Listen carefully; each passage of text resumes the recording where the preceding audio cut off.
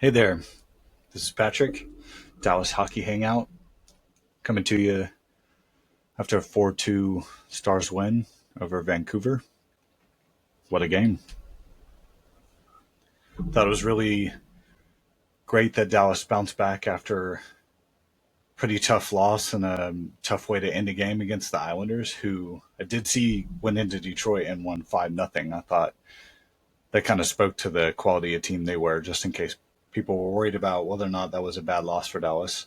Um, Just wanted to note that the board still reflects I don't know what goalie interference is, but yeah, I'll just launch right into the recap. Um, yeah, this I'm not surprised Dallas won this game considering how the start of the game went. I think get the first goal was always huge for Dallas, and it's good that it came from that depth line.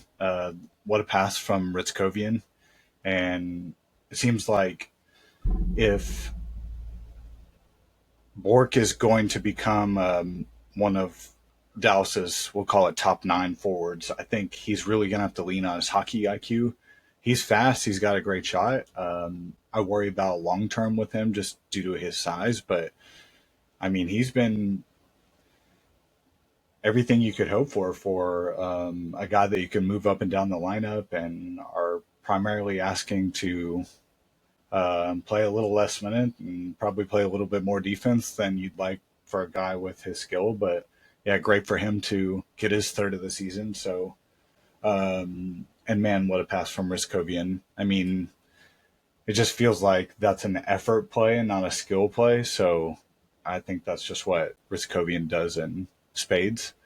Um, it did hurt to give up the goal a couple minutes later, but seemed like Dallas was really struggling to just locate the puck on that net mouth scramble, and kind of it's typically how it goes in dirty, trashy. So, but yeah, Robertson comes through with a snipe of a goal. I mean, this guy's on a tear right now, and USA Hockey better be paying really close attention. Now, I've looked at the roster, and I'm sure we'll go through it a little bit more in the future, but man, they have to find a way to get him on that team. And um, I understand him not totally being on the radar headed into the season, but I just don't know how you could watch the first part of the season and think that Jason Robertson's not one of the top 12 forwards for you, United States. So um, he's on a tear. He's continuing to shoot.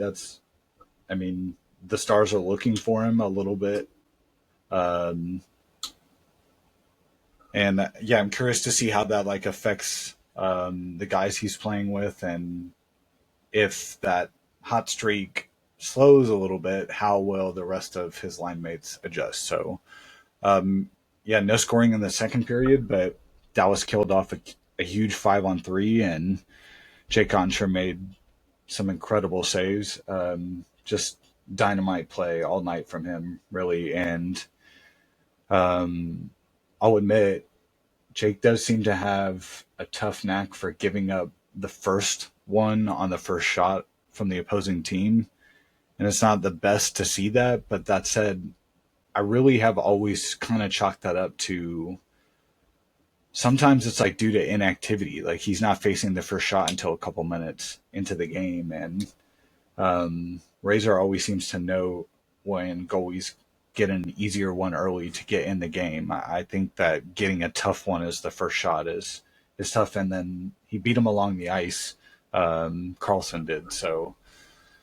Um, yeah, um, not the first goal of the game, but as far as I think that was I do believe that was um, Vancouver's first shot of the game. So it's just kind of the casualty of the game that they're in, and Dallas ended up having answering back a few minutes later. So um, but Dallas was taking way too many penalties most of the game. I'm a little surprised it didn't come back to bite them in the third, but I think largely they did okay. So, but yeah, that second those that 5-on-3, like I think Razor also noted in the game, that could be the hockey game. If Vancouver had scored and taken a lead into the third at home, I would think that they'd have a pretty good advantage, and it would be difficult for Dallas to get back in the game. So, but Dallas did what they do. They hang right with teams, and they play sound defensively, don't give up many breakaways or odd man rushes, and I think they really just played a smart game. I really think that fans and the audience needs to take into account truly the defense core right now. I just think it's really impressive what Dallas has done to cobble together their decor with Capobianco and Kolyachonok stepping in now. Miro, what an incredible game. I won't spoil everything on 3 stars, but I think Miro deserves a pretty strong case to be up there, given what the stars were asking him to do. So, yeah, and then on to the third period, like it's close. I thought both teams came out and tried to win the game and didn't wade into the game, but yeah, largely, overall, I think the game was also just really entertaining. Lots of fast skating, very physical, nasty at times. Um, I love watching those games. I love close games like that. They really Dallas doesn't play in many blowout games, and I just think from a watchability standpoint, this Stars have to be one of the best watchable teams in the league, if only because they don't find themselves out of games very often. So again, I'm not sure what you could ask for as a fan. So and then getting to the third, Blackwell, it just felt like Dallas was playing such great defense and are just largely limiting Vancouver to the outside. I didn't think they gave up too many second chance opportunities in the back half of the game, and then it just seemed like Dallas was opportunistic, and then the pucks just kind of laying at the blue line for Blackwell. And look, Blackwell's fourth line guy, and no one's going to expect him to score 15 goals. But what I love about him is his compete level and his speed, and he has skill. It's just the Stars don't traditionally ask him to use it. And I really love him on this bottom six for Dallas. He's just so tenacious, and I feel like he and Sam Steele are almost carbon copies of each other. With Steele's got a little bit more flash to his game, a little bit more talent. But I mean, given Blackwell's story of being a fifth or sixth round pick and still being in the league, I mean, this is how he does it. He is opportunistic and makes the most of his chances. And I thought he had a tough start to the season with some penalty issues, but as Dallas has had those issues at forward, I mean, you know, you need a vet that you can rely on defensively. Dallas has that right now with a lot of guys. So, um, what a big goal to roof it too. I mean, if you didn't know that was Colin Blackwell, you'd say that's a goal scorer's goal. So, um, really impressive from Colin on that shot. So, there's 9.5 left. It felt like Dallas was gonna, go into shutdown mode a little bit. Um, I don't think, the concept of turtling, I'm just not sure. But, Dallas on the road, it felt like they had the lead, and, they were going to withstand some Vancouver, um, rallies. But, largely I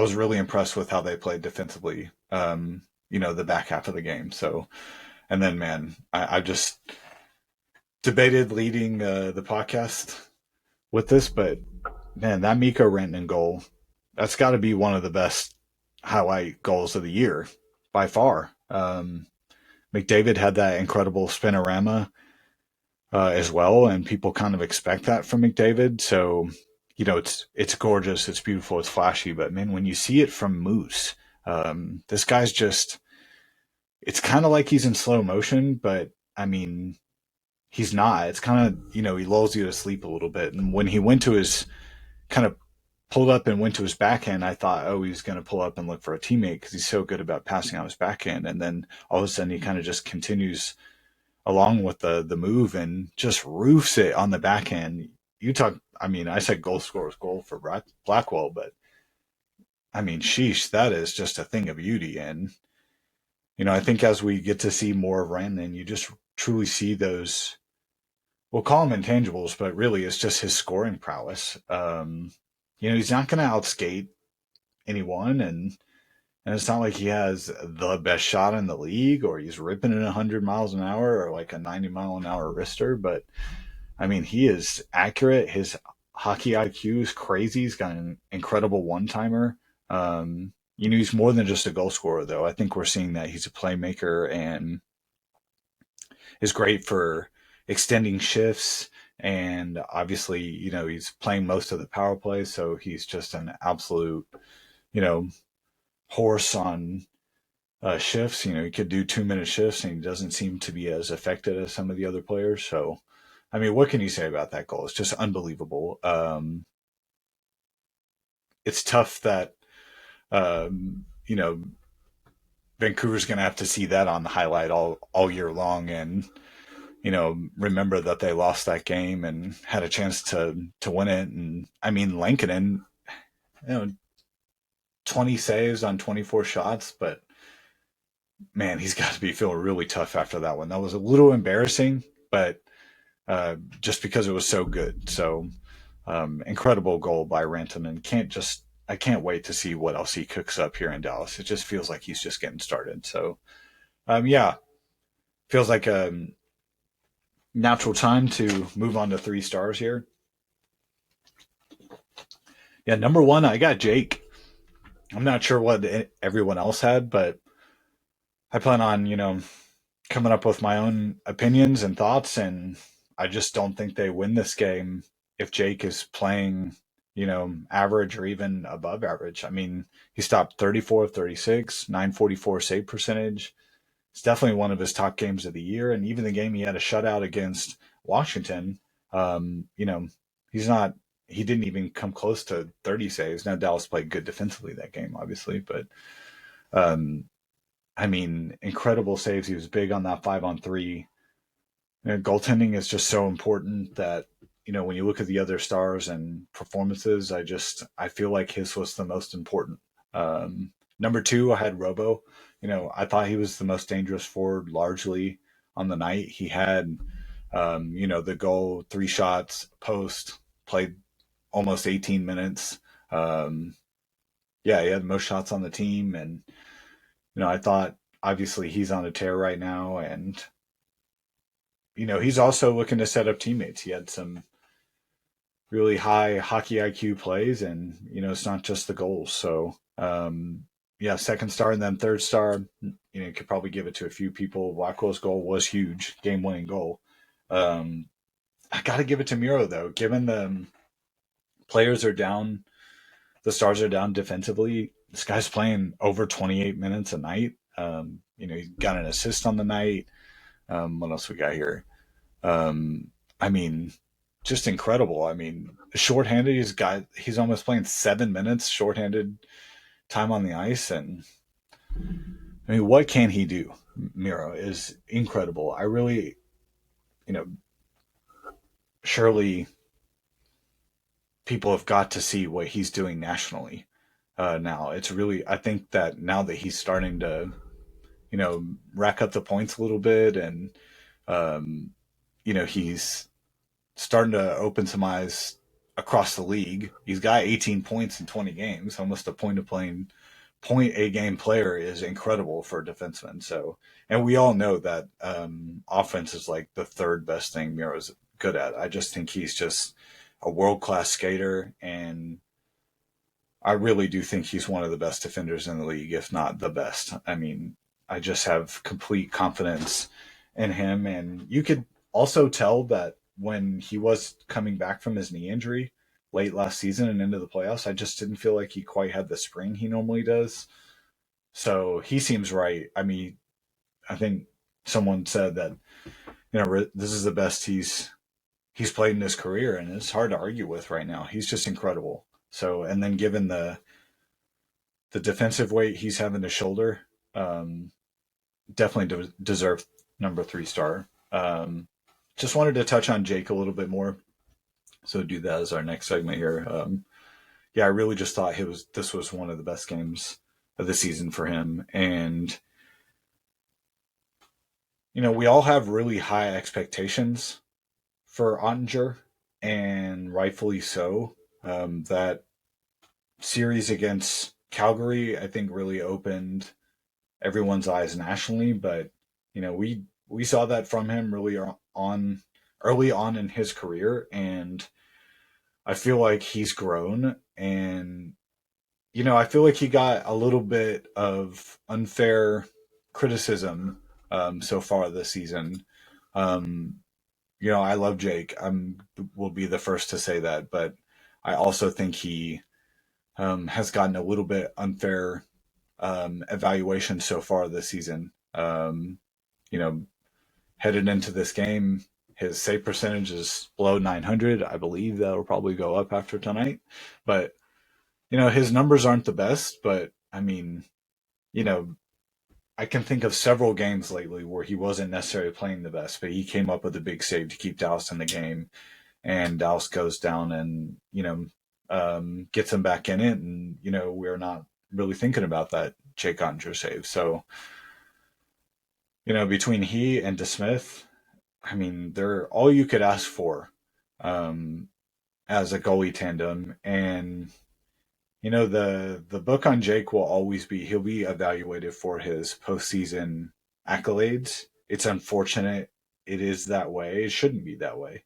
It's not that way with most Stars fans, but that said, I think that Jake is going to have to you know it's not that he has to make it to the Stanley Cup or anything like that, because obviously we Stars have come short and been at the mercy of Edmonton, but I think largely though he hasn't played up to Jake's standards in the playoffs consistently. He's had a few great games, but yeah, I think Jake still has a lot to prove and has a lot more room to grow as a goalie. I think that he's obviously a mental guy.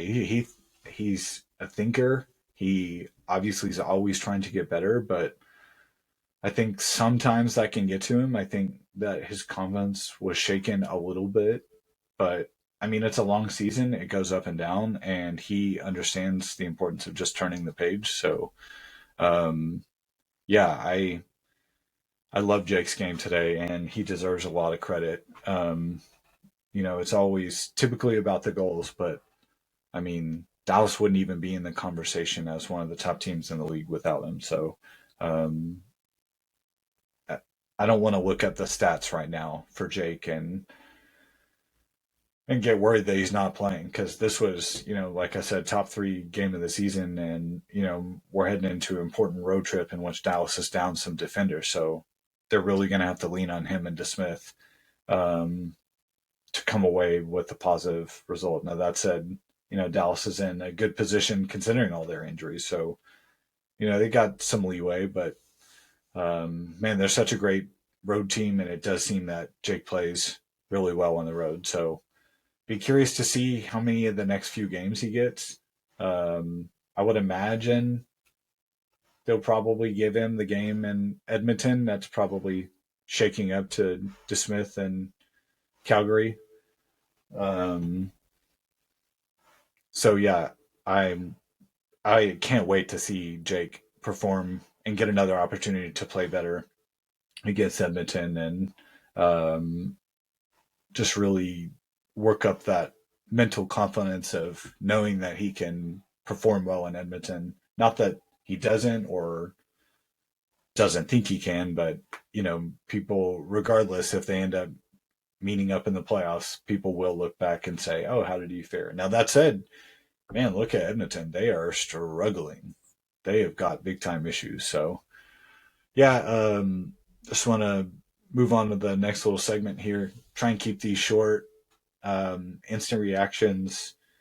And if I want to go into depth on stuff, I'll probably do some separate podcasts. So I'm starting to get a little bit more feel for how this is going. So you guys, please, of course, give me any feedback at dallashockeyhangout@gmail.com. So, coming up next, the Stars are playing at Calgary. Um, Calgary is definitely one of the worst teams in the league. Um, and, you know, but write them off at your own peril because they're coming off a pretty big 6-2 win over Buffalo, who, obviously not the best team there, but, Calgary's 6-14-3, not 6-13-3.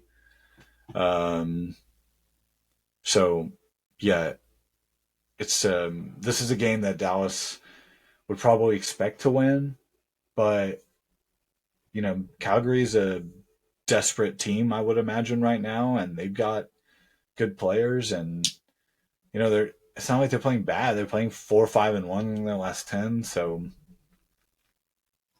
I expect it to be a difficult game. Um, I think it'll probably fall on the Smith shoulders if he is indeed playing. So a lot of that, given the defensive stuff. So it will be interesting to see if Duchesne makes his re-debut, so to speak, at Calgary. It was pretty weird that he came back for a game, but of course, a player with his age and concussions are absolutely nothing to rush back upon. My times in journalism, I've done several stories, and including award-winning story with the Denton Record Chronicle that we put together on concussions and their impact on high school and college athletes. And it's incredible how much science has continued to come out about that stuff. And, the things they believed a couple years ago, 10 years ago, are not stuff they follow now. So always in favor of precaution with that stuff. So that said, I really look forward to seeing what this forward group looks like with both Ben and Duchesne back in the lineup. Be interesting to see where he slots in and how many minutes he plays as he gets his legs up. I thought it was really interesting the amount of time Ben played in their loss against New York. So I'm going to look up, today's game and see if that increased a bit. Looks like Ben played 12 minutes, so it kind of looks like they're slowly ramping him up. And so, yeah, wouldn't overlook Calgary, but, they have, this is a game many people would expect Dallas to win. So hopefully they can continue the road trip on the right path. And just for a few more minutes here, I wanted to touch on Daryl Ray and Razor and tell the people that are hopefully watching this or listening what he means to me. I really think that it's incredible his longevity and his enthusiasm for the game. Could you do anything for over 30 years and love it the same day you did in day one and that you do in year 30? I'm just not quite sure about that, but Razor finds a way every game. There's no drop in energy. There's no drop in enthusiasm. There's no drop in attention to detail. And there's no drop in,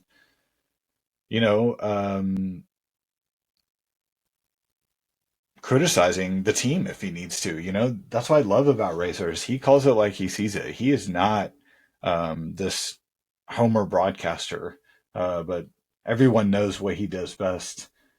Incredible wordsmith. But yeah, I just wanted to touch on his impact on me as a journalist and, enjoyer of the sport of hockey. I mean, when I was coming up as a, young kid and you hear someone that's that into the game and is excited about every hit and shot, I just don't know how you can watch that and not get excited listening to him. He just draws you into the game. And then as a young kid, I really felt like I was always learning the game. And that still applies this day. I've been watching for 20 plus years. and I feel like I'm always learning the game when I listen to Razor. So, I mean, incredible, you know, award, the Foster Hewitt Memorial Award and Hockey Hall of Fame. And, he's got to be top three, you know, color commentator in the league. And together with Josh, who also does an incredible job, they have to be a top three team in this league. So, um, yeah, trying to get these going, trying to get them out and make them a little bit tighter and faster. So, if you guys have any questions or discussions you want to bring up, please reach out. dallashockeyhangout at gmail.com. Stars win 4-2 over Vancouver. Look to keep it going against Calgary. You guys have a good night and Friday. Have a good weekend as well.